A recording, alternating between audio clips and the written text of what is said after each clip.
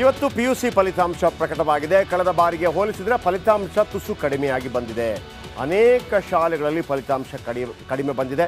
ಪ್ರತಿ ಬಾರಿಯಂತೆ ವಿದ್ಯಾರ್ಥಿನಿಯರು ಮೇಲುಗೈ ಸಾಧನೆ ಮಾಡಿದರೆ ಉತ್ತರ ಕರ್ನಾಟಕದ ಜಿಲ್ಲೆಗಳು ಕಡೆಯ ಸ್ಥಾನದಲ್ಲೇ ಉಳಿದಿವೆ. ಅವತ್ತಿನಿಂದ ಇವತ್ತಿನ ತನಕ ನಾವು ಕೇಳ್ತಾ ಇರುವಂಥ ಪ್ರಶ್ನೆ, ಉತ್ತರ ಕರ್ನಾಟಕದ ಈ ಶಿಕ್ಷಣ ವ್ಯವಸ್ಥೆಯನ್ನು ಮೇಲಕ್ಕೆತ್ತುವುದಕ್ಕೆ ಯಾಕೆ ಯಾರು ಕೂಡ ಪ್ರಯತ್ನ ಮಾಡ್ತಾ ಇಲ್ಲ? ಉತ್ತರ ಕರ್ನಾಟಕದ ಘಟಾನುಘಟಿ ರಾಜಕಾರಣಿಗಳು ಬಂದು ಇಲ್ಲಿ ಭಾಷಣ ಬಿಗಿತಾರೆ, ಬಾಯಿಗೆ ಬಂದಂಗೆ ಮಾತಾಡ್ತಾರೆ. ಯಾವತ್ತಾದರೂ ಸದನದಲ್ಲಿ ಅದರ ಬಗ್ಗೆ ಮಾತಾಡಿದ್ದಾರಾ? ಉತ್ತರ ಕರ್ನಾಟಕದ ಮಕ್ಕಳಿಗೆ ಆಗುವಂಥ ತೊಂದರೆ ಯಾವುದು ಅಂತಂದರೆ, ಒಂದು ಇಂಗ್ಲೀಷು, ಒಂದು ಮ್ಯಾಥ್ಸ್, ಒಂದು ಇಂಗ್ಲೀಷು, ಒಂದು ಮ್ಯಾಥ್ಸು, ಒಂದು ಸೈನ್ಸ್, ಇದು 3 ಸಬ್ಜೆಕ್ಟ್. ಇದರ ಬಗ್ಗೆ ಏನಾದರೂ ಮಾಡಬೇಕು, ಆ ಮಕ್ಕಳನ್ನು ವಿದ್ಯಾವಂತರನ್ನಾಗಿ ಮಾಡಬೇಕು. ಒಬ್ಬ ಉತ್ತರ ಕರ್ನಾಟಕ ರಾಜಕಾರಣಿ ಇಲ್ಲಿ ತನಕ ಮಾತಾಡಿದ್ದಾನ? ನಾನು ಆ ಜಾತಿಯವ, ನನಗೆ ನನ್ನನ್ನು ಮುಖ್ಯಮಂತ್ರಿ ಮಾಡಿ, ನಾನು ಆ ಜಾತಿಯವ, ನನ್ನನ್ನು ರಾಜ್ಯಾಧ್ಯಕ್ಷರನ್ನಾಗಿ ಮಾಡಿ, ನಾನು ಆಗ ಮಾಡಿದೆ ಈಗ ಮಾಡಿದೆ. ಮಣ್ಣಂಗಟ್ಟಿ ನೀವು ಏನೂ ಮಾಡಿಲ್ಲ, ನೀವು ಶಾಪ. ಉತ್ತರ ಕರ್ನಾಟಕದ ರಾಜಕಾರಣಿಗಳು ಈ ರಾಜ್ಯಕ್ಕೆ ಶಾಪ. ಈ ಮಕ್ಕಳ ಶಾಪ ನಿಮಗೆ ತಟ್ಟದೇ ಬಿಡೋದಿಲ್ಲ. ಒಂದಲ್ಲ ಒಂದು ದಿವಸ ಉಡುಪಿಗಾಗತ್ತೆ, ದಕ್ಷಿಣ ಕನ್ನಡಕ್ಕಾಗತ್ತೆ, ಅಲ್ಲಿ ಯಾಕೆ ಆಗೋದಿಲ್ಲ? ಆಯ್ತಪ್ಪ, ಆರಂಭದಲ್ಲಿ ಆಗೋದಿಲ್ಲ ಅಂತ ಆಗತ್ತೆ, ನಿರಂತರವಾಗಿ ಆದ ನಂತರ ಕೂಡ ಯಾಕೆ ಆಗ್ತಾ ಇಲ್ಲ?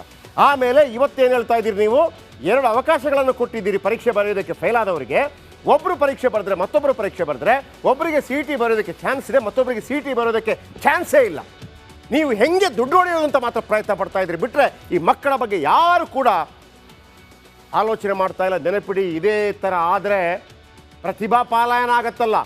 ಎಲ್ಲ ಉನ್ನತ ಶಿಕ್ಷಣ ಪಡ್ಕೊಂಡ ನಂತರ ಬಿಟ್ಟು ಹೋಗ್ತಾರಲ್ಲ, ಅದು ಬಿಡಿ. ಶಾಲೆಗೆ ಹಾಕುವಾಗಲೇ 1ನೇ ಕ್ಲಾಸ್ 2ನೇ ಕ್ಲಾಸ್ ಹಾಕುವಾಗಲೇ ಪಕ್ಕದ ರಾಜ್ಯಗಳಿಗೆ ಹೋಗಿ ಸೆಟ್ಲ್ ಆಗುವಂಥ ಸಾಧ್ಯತೆ ಇದೆ. ಎಚ್ಚರ. ಇದರ ನಡುವೆ ರಿಸಲ್ಟ್ ನೋಡ್ಕೊಳ್ಳಿ.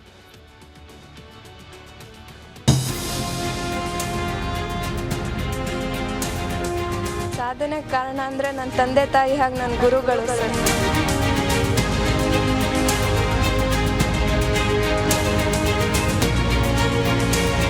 ನನ್ನ ಕಡೆ ಬುಕ್ಸ್ ತೊಗೊಳಕ್ಕೆ ರೊಕ್ಕ ಇರಲಿಲ್ಲ. ನಾನು ಸ್ಕಾಲರ್ಶಿಪ್ ಒಳಗೆ ಓದಿದ್ದೆ.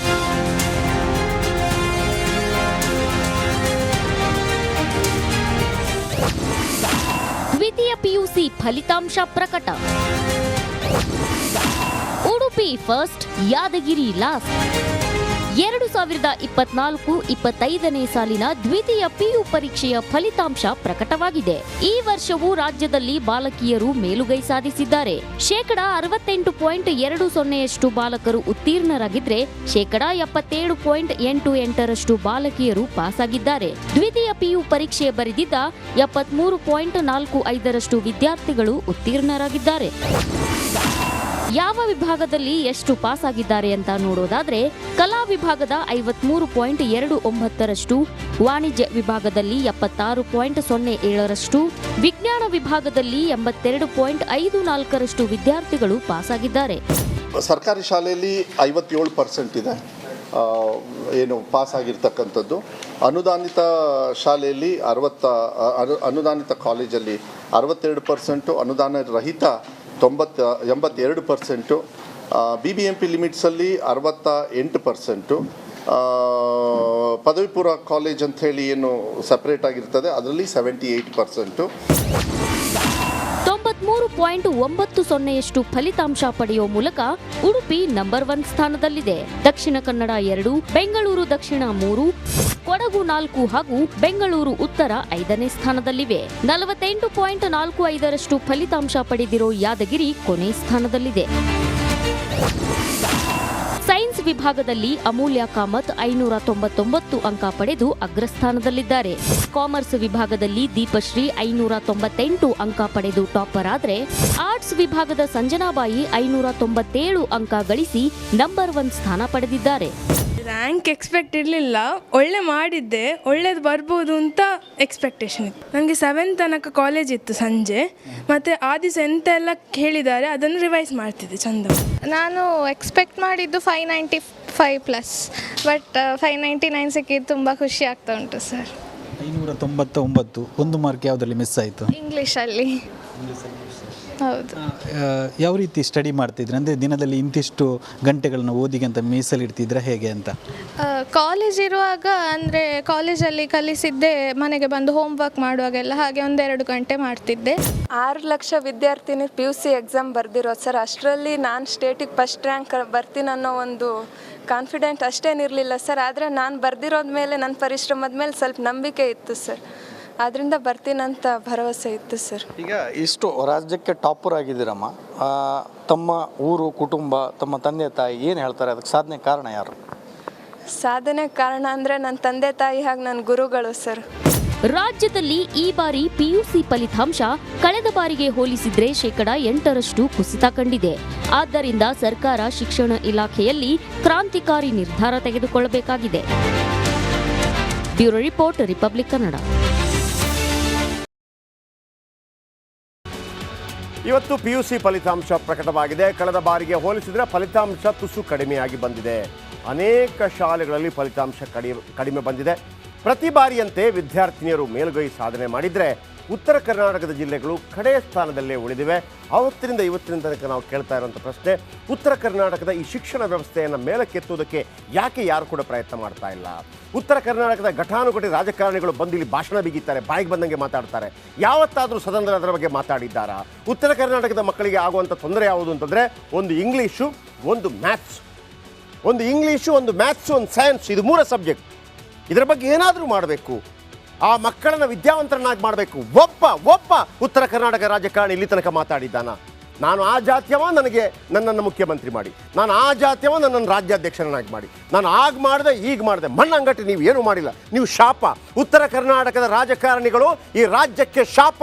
ಈ ಮಕ್ಕಳ ಶಾಪ ನಿಮಗೆ ತಟ್ಟದೇ ಬಿಡೋದಿಲ್ಲ. ಒಂದಲ್ಲ ಒಂದು ದಿವಸ ಉಡುಪಿಗಾಗತ್ತೆ, ದಕ್ಷಿಣ ಕನ್ನಡಕ್ಕಾಗತ್ತೆ, ಅಲ್ಲಿ ಯಾಕೆ ಆಗೋದಿಲ್ಲ? ಆಯ್ತಪ್ಪ, ಆರಂಭದಲ್ಲಿ ಆಗೋದಿಲ್ಲ ಅಂತ ಆಗತ್ತೆ, ನಿರಂತರವಾಗಿ ಆದ ನಂತರ ಕೂಡ ಯಾಕೆ ಆಗ್ತಾ ಇಲ್ಲ? ಆಮೇಲೆ ಇವತ್ತೇನು ಹೇಳ್ತಾ ಇದ್ದೀರಿ ನೀವು? 2 ಅವಕಾಶಗಳನ್ನು ಕೊಟ್ಟಿದ್ದೀರಿ ಪರೀಕ್ಷೆ ಬರೆಯೋದಕ್ಕೆ ಫೇಲ್ ಆದವರಿಗೆ. ಒಬ್ಬರು ಪರೀಕ್ಷೆ ಬರೆದ್ರೆ ಮತ್ತೊಬ್ಬರು ಪರೀಕ್ಷೆ ಬರೆದ್ರೆ, ಒಬ್ಬರಿಗೆ CET ಬರೋದಕ್ಕೆ ಚಾನ್ಸ್ ಇದೆ, ಮತ್ತೊಬ್ಬರಿಗೆ CET ಬರೋದಕ್ಕೆ ಚಾನ್ಸೇ ಇಲ್ಲ. ನೀವು ಹೆಂಗೆ ದುಡ್ಡು ಹೊಡೆಯೋದು ಅಂತ ಮಾತ್ರ ಪ್ರಯತ್ನ ಪಡ್ತಾ ಇದ್ರಿ, ಬಿಟ್ಟರೆ ಈ ಮಕ್ಕಳ ಬಗ್ಗೆ ಯಾರು ಕೂಡ ಆಲೋಚನೆ ಮಾಡ್ತಾ ಇಲ್ಲ. ನೆನಪಿಡಿ, ಇದೇ ಥರ ಆದರೆ ಪ್ರತಿಭಾ ಪಾಲಾಯನ ಆಗತ್ತಲ್ಲ. ಎಲ್ಲ ಉನ್ನತ ಶಿಕ್ಷಣ ಪಡ್ಕೊಂಡ ನಂತರ ಬಿಟ್ಟು ಹೋಗ್ತಾರಲ್ಲ, ಅದು ಬಿಡಿ. ಶಾಲೆಗೆ ಹಾಕುವಾಗಲೇ 1ನೇ ಕ್ಲಾಸ್ 2ನೇ ಕ್ಲಾಸ್ ಹಾಕುವಾಗಲೇ ಪಕ್ಕದ ರಾಜ್ಯಗಳಿಗೆ ಹೋಗಿ ಸೆಟ್ಲ್ ಆಗುವಂಥ ಸಾಧ್ಯತೆ ಇದೆ. ಎಚ್ಚರ. ಇದರ ನಡುವೆ ರಿಸಲ್ಟ್ ನೋಡ್ಕೊಳ್ಳಿ.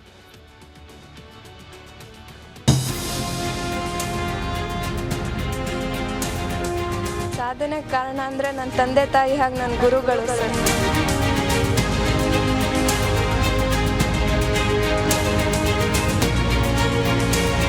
ನನ್ನ ಕಡೆ ಬುಕ್ಸ್ ತೊಗೊಳಕ್ಕೆ ರೊಕ್ಕ ಇರಲಿಲ್ಲ. ನಾನು ಸ್ಕಾಲರ್ಶಿಪ್ ಒಳಗೆ ಓದಿದ್ದೆ.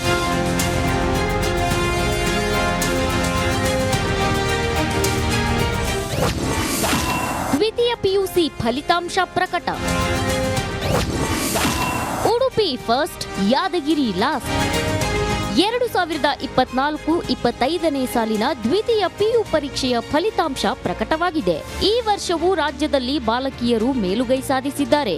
68.20% ಬಾಲಕರು ಉತ್ತೀರ್ಣರಾಗಿದ್ರೆ 77.88% ಬಾಲಕಿಯರು ಪಾಸಾಗಿದ್ದಾರೆ. ದ್ವಿತೀಯ ಪಿಯು ಪರೀಕ್ಷೆ ಬರೆದಿದ್ದ 73.45% ವಿದ್ಯಾರ್ಥಿಗಳು ಉತ್ತೀರ್ಣರಾಗಿದ್ದಾರೆ.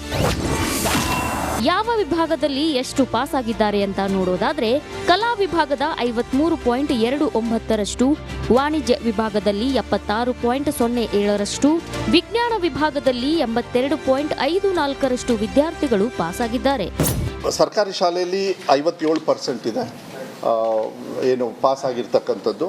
ಅನುದಾನಿತ ಶಾಲೆಯಲ್ಲಿ ಅನುದಾನಿತ ಕಾಲೇಜಲ್ಲಿ 62%, ಅನುದಾನ ರಹಿತ 82%, BBMP ಲಿಮಿಟ್ಸಲ್ಲಿ 68%, ಪದವಿ ಪೂರ್ವ ಕಾಲೇಜ್ ಅಂತ ಹೇಳಿ ಏನು ಸಪ್ರೇಟ್ ಆಗಿರ್ತದೆ ಅದರಲ್ಲಿ 78%. 93.90% ಫಲಿತಾಂಶ ಪಡೆಯುವ ಮೂಲಕ ಉಡುಪಿ ನಂಬರ್ 1 ಸ್ಥಾನದಲ್ಲಿದೆ. ದಕ್ಷಿಣ ಕನ್ನಡ 2, ಬೆಂಗಳೂರು ದಕ್ಷಿಣ 3, ಕೊಡಗು 4 ಹಾಗೂ ಬೆಂಗಳೂರು ಉತ್ತರ 5ನೇ ಸ್ಥಾನದಲ್ಲಿವೆ. 48.45% ಫಲಿತಾಂಶ ಪಡೆದಿರೋ ಯಾದಗಿರಿ ಕೊನೆ ಸ್ಥಾನದಲ್ಲಿದೆ. ಸೈನ್ಸ್ ವಿಭಾಗದಲ್ಲಿ ಅಮೂಲ್ಯ ಕಾಮತ್ 599 ಅಂಕ ಪಡೆದು ಅಗ್ರಸ್ಥಾನದಲ್ಲಿದ್ದಾರೆ. ಕಾಮರ್ಸ್ ವಿಭಾಗದಲ್ಲಿ ದೀಪಶ್ರೀ 598 ಅಂಕ ಪಡೆದು ಟಾಪರ್ ಆದ್ರೆ, ಆರ್ಟ್ಸ್ ವಿಭಾಗದ ಸಂಜನಾಬಾಯಿ 597 ಅಂಕ ಗಳಿಸಿ ನಂಬರ್ 1 ಸ್ಥಾನ ಪಡೆದಿದ್ದಾರೆ. ರ್ಯಾಂಕ್ ಎಕ್ಸ್ಪೆಕ್ಟ್ ಇರಲಿಲ್ಲ, ಒಳ್ಳೆ ಮಾಡಿದ್ದೆ, ಒಳ್ಳೇದು ಬರ್ಬೋದು ಅಂತ ಎಕ್ಸ್ಪೆಕ್ಟೇಷನ್ ಇತ್ತು. ನನಗೆ 7 ತನಕ ಕಾಲೇಜ್ ಇತ್ತು ಸಂಜೆ, ಮತ್ತು ಆ ದಿವಸ ಎಂತೆಲ್ಲ ಹೇಳಿದ್ದಾರೆ ಅದನ್ನು ರಿವೈಸ್ ಮಾಡ್ತಿದ್ದೆ ಚಂದ. ನಾನು ಎಕ್ಸ್ಪೆಕ್ಟ್ ಮಾಡಿದ್ದು 5+ ಬಟ್ 599 ಸಿಕ್ಕಿದ್ದು ತುಂಬ ಖುಷಿ ಆಗ್ತಾ ಉಂಟು ಸರ್. 599, ಒಂದು ಮಾರ್ಕ್ ಯಾವುದರಲ್ಲಿ ಮಿಸ್ ಆಯಿತು? ಇಂಗ್ಲೀಷಲ್ಲಿ. ಹೌದು. ಯಾವ ರೀತಿ ಸ್ಟಡಿ ಮಾಡ್ತಿದ್ರಿ? ಅಂದರೆ ದಿನದಲ್ಲಿ ಇಂತಿಷ್ಟು ಗಂಟೆಗಳನ್ನ ಓದಿಗೆ ಅಂತ ಮೀಸಲಿಡ್ತಿದ್ರೆ ಹೇಗೆ ಅಂತ? ಕಾಲೇಜ್ ಇರುವಾಗ ಅಂದರೆ ಕಾಲೇಜಲ್ಲಿ ಕಲಿಸಿದ್ದೆ ಮನೆಗೆ ಬಂದು ಹೋಮ್ ವರ್ಕ್ ಮಾಡುವಾಗೆಲ್ಲ ಹಾಗೆ 1-2 ಗಂಟೆ ಮಾಡ್ತಿದ್ದೆ. 6 ಲಕ್ಷ ವಿದ್ಯಾರ್ಥಿನಿ PUC ಎಕ್ಸಾಮ್ ಬರೆದಿರೋದು ಸರ್. ಅಷ್ಟರಲ್ಲಿ ನಾನು ಸ್ಟೇಟಿಗೆ ಫಸ್ಟ್ ರ್ಯಾಂಕ್ ಬರ್ತೀನಿ ಅನ್ನೋ ಒಂದು ಕಾನ್ಫಿಡೆಂಟ್ ಅಷ್ಟೇನಿರಲಿಲ್ಲ ಸರ್. ಆದರೆ ನಾನು ಬರೆದಿರೋದ ಮೇಲೆ ನನ್ನ ಪರಿಶ್ರಮದ ಮೇಲೆ ಸ್ವಲ್ಪ ನಂಬಿಕೆ ಇತ್ತು ಸರ್. ಅದರಿಂದ ಬರ್ತೀನಂತ ಭರವಸೆ ಇತ್ತು ಸರ್. ಈಗ ಇಷ್ಟು ರಾಜ್ಯಕ್ಕೆ ಟಾಪರ್ ಆಗಿದ್ದೀರಮ್ಮ, ತಮ್ಮ ಊರು, ಕುಟುಂಬ, ತಮ್ಮ ತಂದೆ ತಾಯಿ ಏನು ಹೇಳ್ತಾರೆ? ಅದಕ್ಕೆ ಸಾಧನೆ ಕಾರಣ ಯಾರು?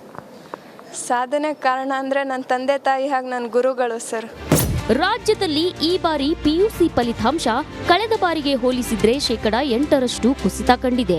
ಆದ್ದರಿಂದ ಸರ್ಕಾರ ಶಿಕ್ಷಣ ಇಲಾಖೆಯಲ್ಲಿ ಕ್ರಾಂತಿಕಾರಿ